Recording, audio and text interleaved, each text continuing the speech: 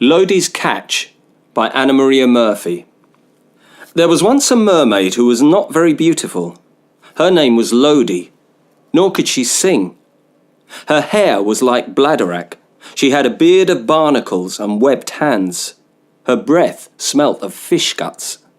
She could not get her comb through her hair, and her mirror frequently cracked when she looked at it.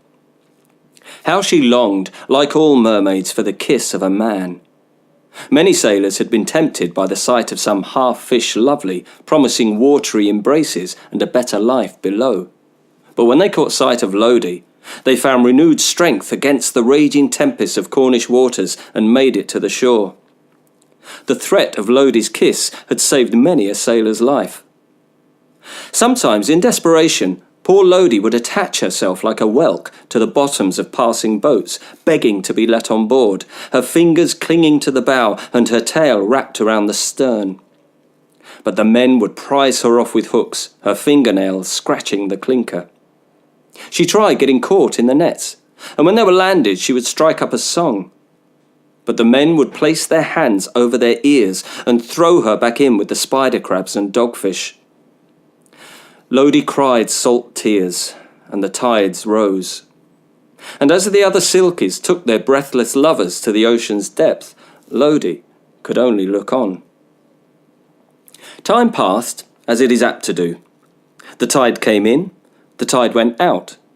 Then, one summer, Lodey began to notice one boat in particular, and on it a solitary figure, Marky Drew, a handliner who shot for mackerel and sunk his pots for lobster.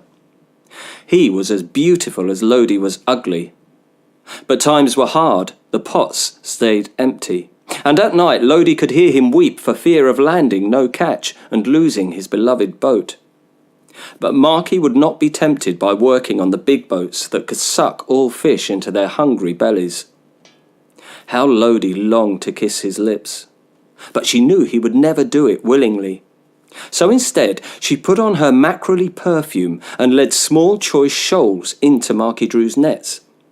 He smiled to the sea, and his heart beat to the chugging of his boat.